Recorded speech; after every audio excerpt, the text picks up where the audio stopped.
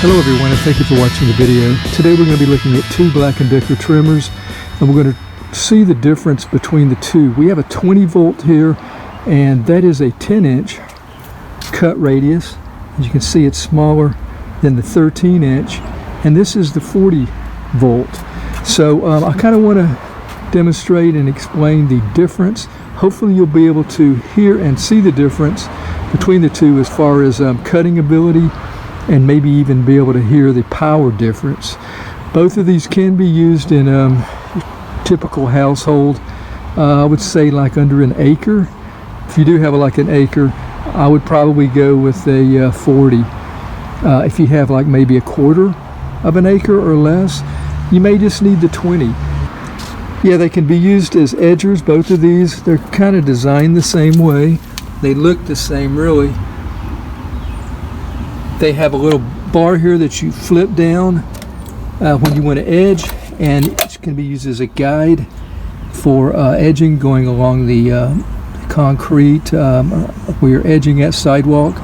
But to do that, you'll have to turn the handle here to turn the head, and same on this 10-inch. All right, so you can see that this one has a handle that you can adjust. Now there are 20 volts that do have that same handle. I just don't have that one here, so not a big deal. You can get a 20 volt that pretty much has everything that this one has. Both of these do have the automatic feed system and the 0.065 single line. And the cool thing about them, is that you can buy, they're the same, so you can buy spools that will really inexpensive for like $1 or less than $1 in some cases a spool, and you can they're interchangeable, either one. You can use the 20 or 40 with those spools. Here we have the 20 volt 1.5 AH, and then we have, which is probably twice the size, the 40 volt 1.5 AH.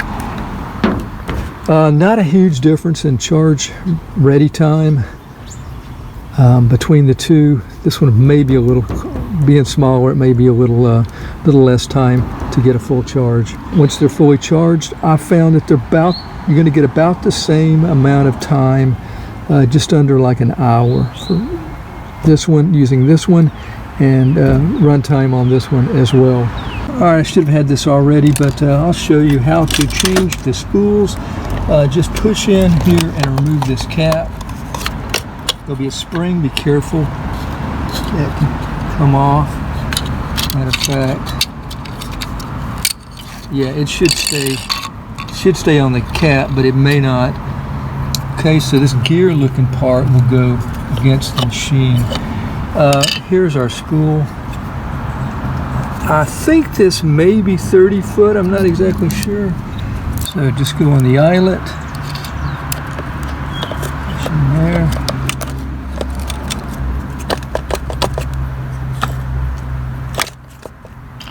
Cap back on.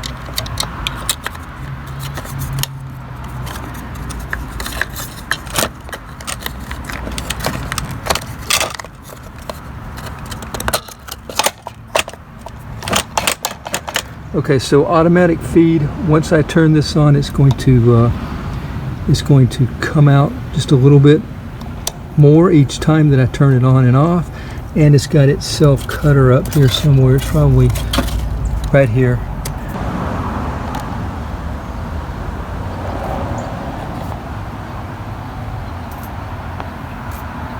So what I'll be doing is just some basic trimming that I need to do in my yard. And I'll try to find some difficult situations so you can kind of see the difference.